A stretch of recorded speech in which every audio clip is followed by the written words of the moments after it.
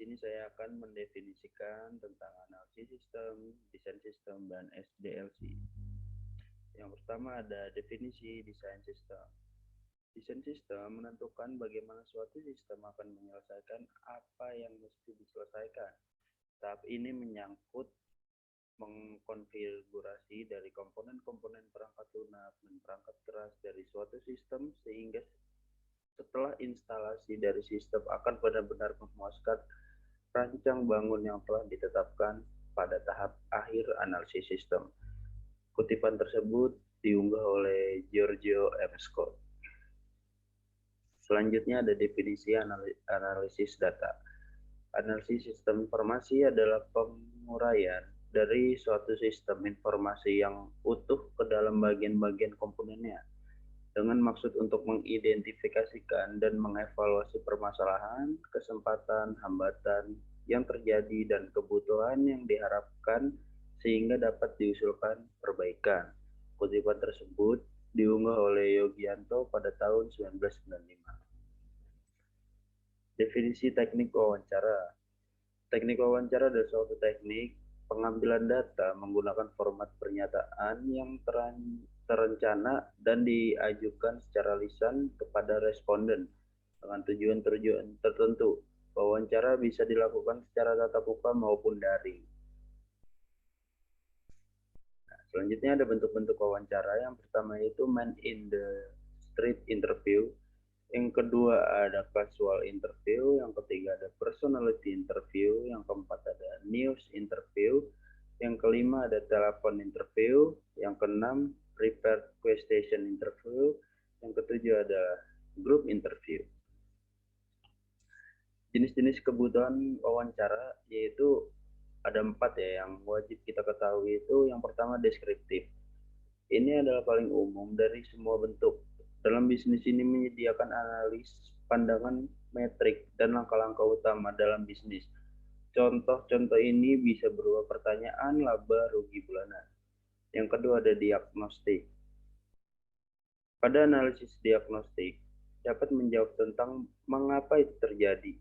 Analisis diagnostik mengambil wawasan yang ditemukan dari analisis deskriptif untuk menemukan penyebab hasil tersebut.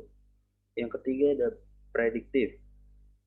Analisis prediktif berupaya menjawab pertanyaan mengapa yang mungkin terjadi. Jenis analisis ini memanfaatkan data sebelumnya untuk membuat prediksi tentang hasil di masa depan nanti. Yang terakhir ada preskriptif.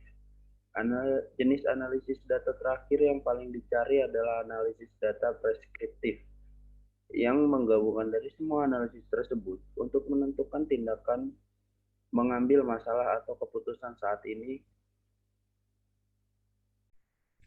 Selanjutnya ada definisi SDLC.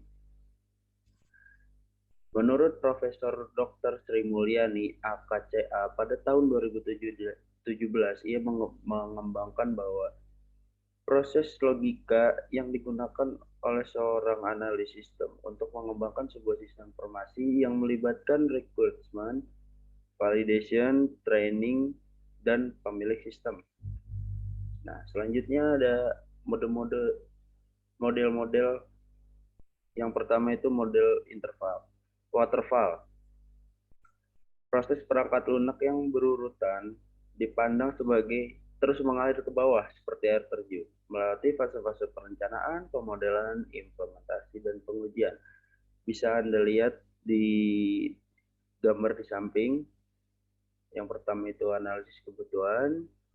Setelah analisis kebutuhan itu desain sistem, turun lagi penulisan kode program, turun lagi penguji program, dan yang terakhir penerapan program.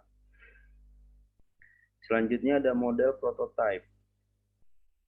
Pengembangan sistem perangkat lunak SLDC, yang dimana prototipe dibangun, diuji, dan kemudian dikerjakan ulang seperlunya sampai hasil yang dapat diterima dicapai dari sistem atau produk yang lengkap dapat dikembangkan.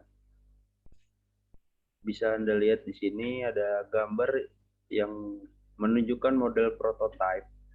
Yang pertama itu perancangan konsep, lalu planning, selanjutnya itu informasi gathering, selanjutnya analisis desain, masuk ke development, unit testing, integration testing, implementation, dan yang terakhir operation dan maintenance.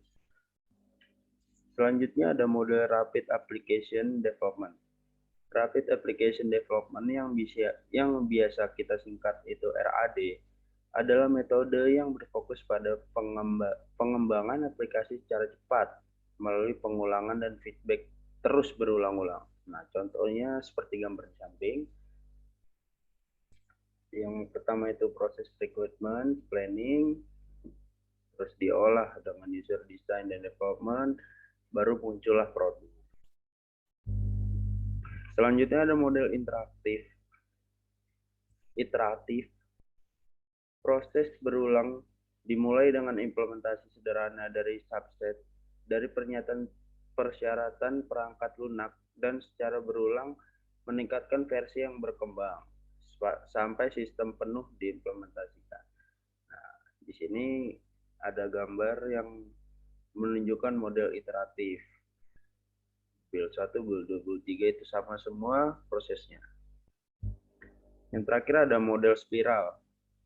Model proses pengembangan perangkat lunak yang sangat berisiko ini adalah kombinasi dari model waterfall dan model iteratif. Bisa dilihat di sini, dia sangat rumit dan model spiral ini juga sangat berisiko tinggi.